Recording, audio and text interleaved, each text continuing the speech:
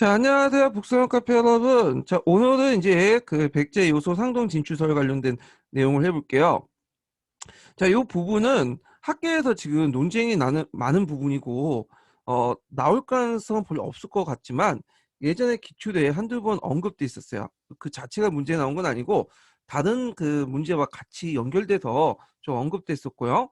그 다음에, 교과서에 보시면 그 관련된 내용도 좀 나와 있어요. 그 사료하고.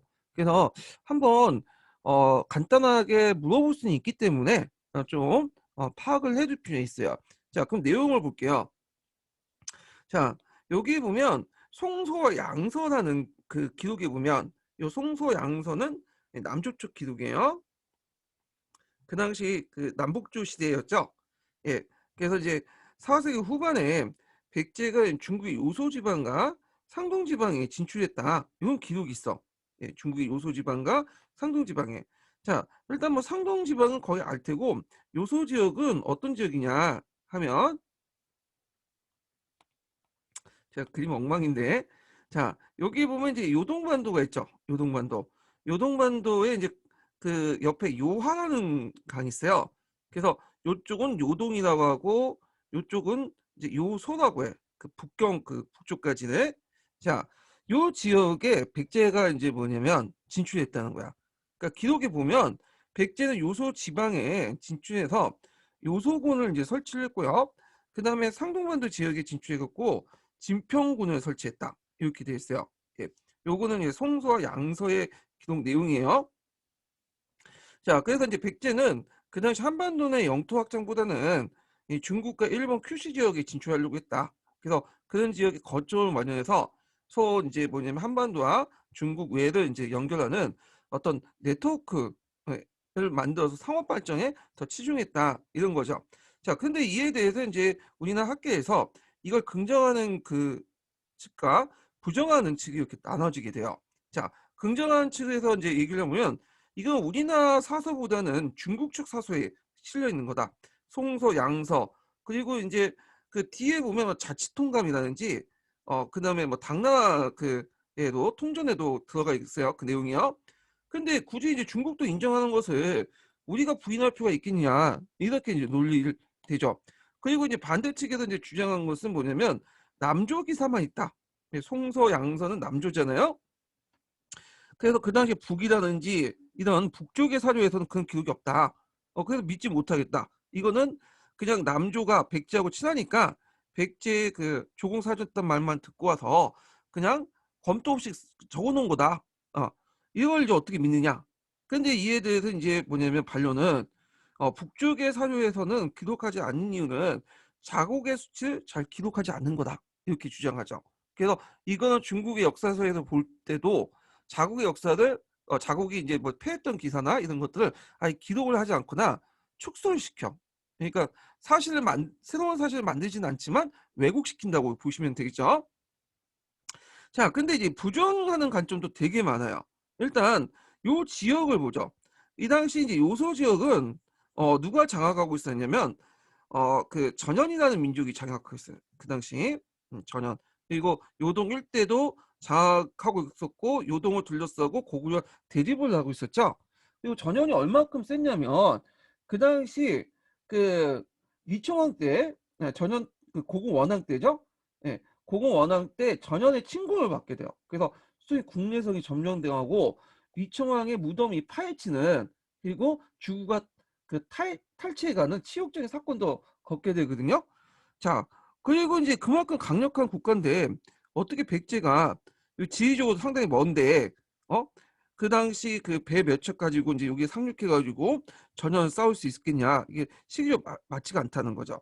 그리고 남조의 기사만 있고 중국 지휘서 그러니까 이제 송서, 양서 외에 다른 그 책을 보니까 진평군, 진평원이라는 말이 전혀 없다는 거야. 예, 이런 지위가. 근데 이거에 대해서 이제 뭐 또 다른 반론도 있어요. 예, 진평군, 진평원 없는 거는 얘네들 입장일 때는 상동이나 요소 지역 그 지역 자체가 자기들 영토인데 왜 남이 잠깐 와가지고 세워진 명칭을 가지고 붙여놨겠냐? 그러니까 자기들 예전에 사용했던 것들을 적어놨겠지. 그러니까 요거의 반론이죠. 자기들 명칭을 쓰지 왜 남의 들 명칭을 남의 나라 민족의 붙인 명칭을 쓰겠냐. 어, 이런 것들이 있고요. 그다음에 여기가 이제 한동안 점령했으면 요소 지역을 상동에 점령했으면 여기에 뭐가 있어야 되겠어요? 예. 백제 계통의 유물도 있어야 되겠죠. 백제 계통에. 근데 백제 계통의 유물이 없다는 거야. 음. 그래서 우리가 이제 일본의 그 남쪽 한반도 남쪽을 장악했다는 그 임나 일본서를 비판할 때도 일본의 유물이 한반도 남쪽에 있어야 되는데 없다고 하잖아요. 그래서 그걸 들고 임나 일본서의 허구성을 주장하죠. 이와 마찬가지 논리를 피게 돼요. 근데 이제 또 반대측에서는 백제 관련 유물이 없는 거는 잠시 점령해서 그렇다. 한 2, 3년 점령했기 때문에 유물이 남아있는 게 없다. 그 다음에 결정적인 건데 양직공도에서 기록이 부정됐다는 거야. 요게 양직공도. 예.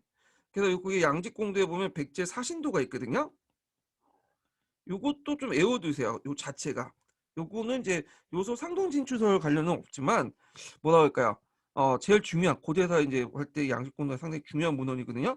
그래서 우리가 요번에 나온 매직건이나 그 문호한 지석처럼 물어볼 수가 있어.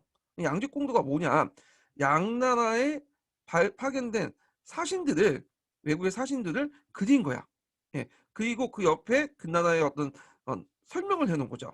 거기에 보면 이제 백제 외도 있고요. 다른 나라도 여러 나라도 있어요. 근데 그게 왜 결정적이냐면 그 밑에 이제 기사를 보시면 알아요. 예, 한번 볼게요. 백제는 예전부터 만의 무리다.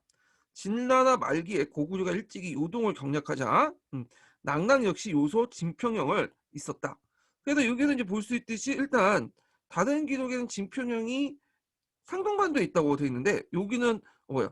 요소 지역에 있다고 했죠? 일단 좀 언발려 싸고 여기 요소 진평형, 요소의 진출의 주체를 백제가 아니라 지금 뭐예요? 낙랑으로 보고 있죠. 예, 백제가 아니라 낙랑으로 보고 있어. 예. 그래서 이제 여기에서 이걸 근거로 해갖고 이거는 백제가 뭐냐면 진출해서 그걸 점령한 게 아니라 낙랑이 거기를 와서 점령한 거다. 뭐 이런 식의 이제 것을 뭐냐면 딱 말을 하고 있는 거죠. 그러면 왜 그게 와전돼 가지고 그 당시 백제가 마치 요소를 점령한 것처럼 얘기했는데 이거는 그 당시 이제 중국의 남조라든지 그런 왕조들이 어 그 상국에게 왕의 호칭을 줄 때 어떤 여러 호칭을 주잖아요. 예. 그래서 이때 호칭을 줄 때 흔히 이제 주는 게 뭐냐 낙랑태수, 낙랑공이라는 명칭을 부여해요. 그래서 백제도 그런 칭호를 하나 갖고 있었어. 예. 근데 이게 나중에 이제 와전이 돼서 이 낙랑은 그 당시 백제 이런 식으로 와전이 돼 갖고 나중에 시간이 지나면서 그 당시 이제 후대 기록이나 이런 것들을 이제 할 때 백제가 마치 요소 진평형에 진출한 것처럼 이렇게 잘못 전달됐다. 이런 식으로 얘기를 하고 있어요. 그래서 결정적으로 양직공도가 이제 백제의 그 요소 진출설을 이제 부정하는 그런 관점들인데 물론 그거에 대한 또 반발도 많아요. 예. 자, 근데 이제 양직공도는 요소 진출설을 부정하는 것도 근거가 되지만 요 안에서도 상당히 내용들이 많거든요. 그래갖고 이제 요게 이제 그 양직공도를 파견해 양직공도에 있었던 그 당시 백제 왕은 어느 나라겠어요? 어느 왕이었죠? 무령왕이죠. 이것도 같이 기억하죠? 무령왕 때 내용인데 여기 이제 보면 이제 그 쭉 내용을 보면 백제 역사에 대해서 쭉 있고 그다음에 양나라부터 정동장군이라는 칭호를 또 받았고요. 그다음에 얼마 뒤 고구려 격파됐다. 그리고 보통 2년에 그 영웅 문용왕이죠. 사신을 파견하여 포문을 올려 여러 번 고구려를 무찔렀다고 했다.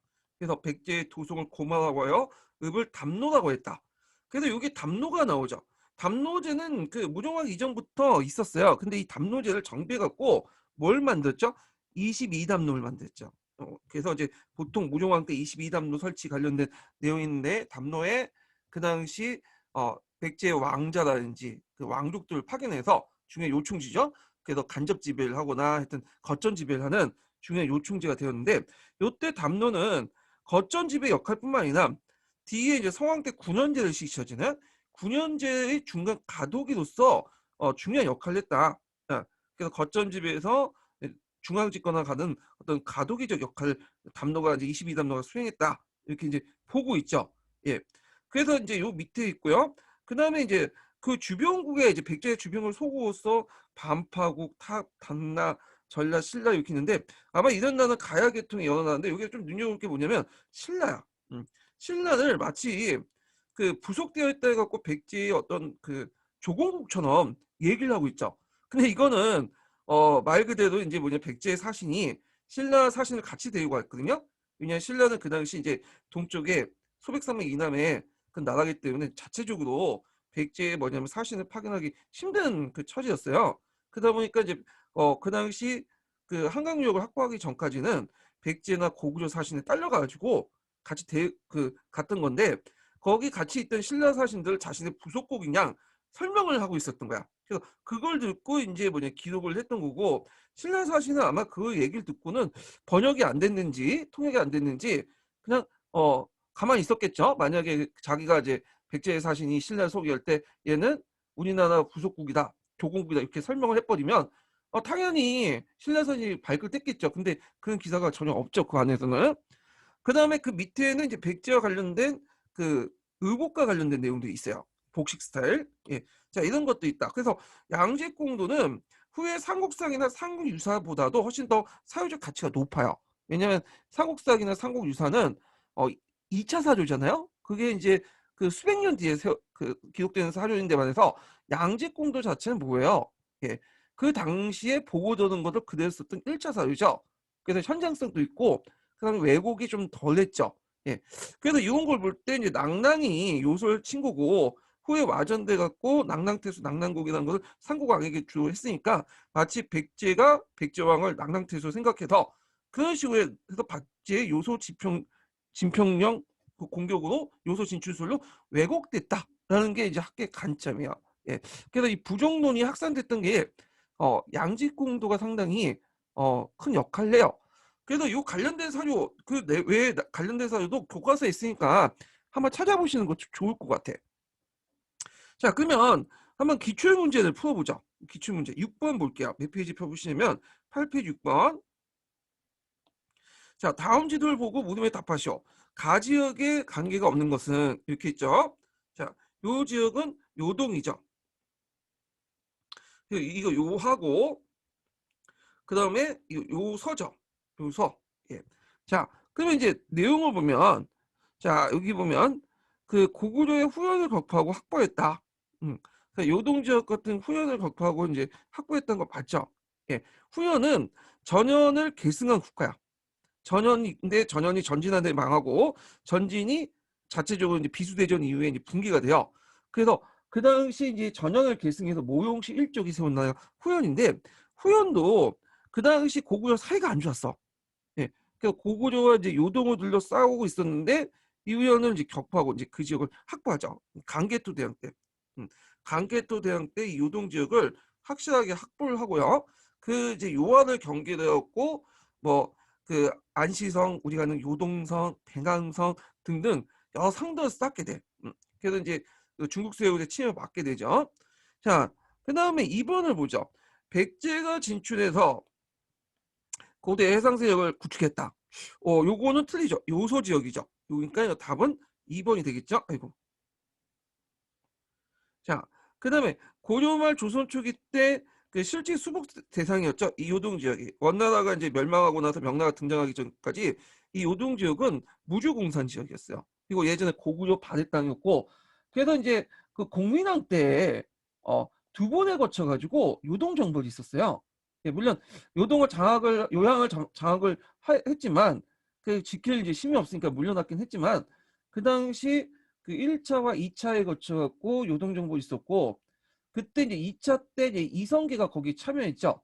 그래서 요양과 심양을 점령했고 지속적인 방어가 힘들기 때문에 그냥 우리나라 영토임을 선언하고 물려놨어. 예. 그때 인제 요동을 장악을 했으면 요동 땅이 우리 땅이 됐을 텐데 좀 안타깝죠.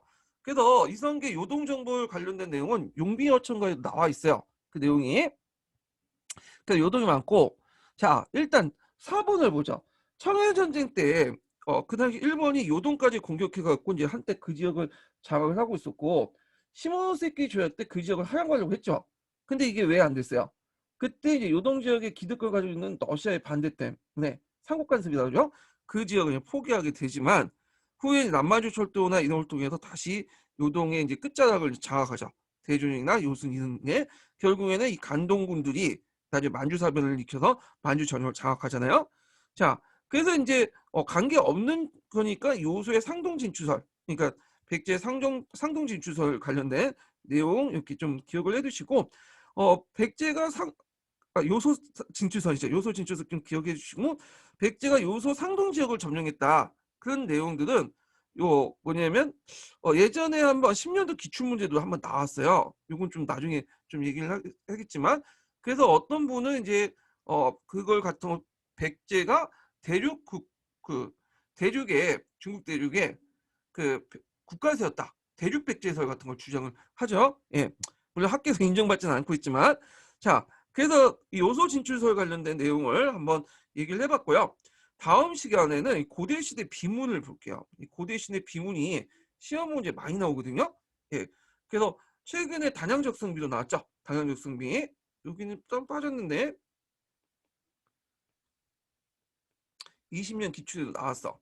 그래서 이 부분을 이제 좀 볼게요. 중요한 부분들 골라서 한번 좀 볼게요. 예.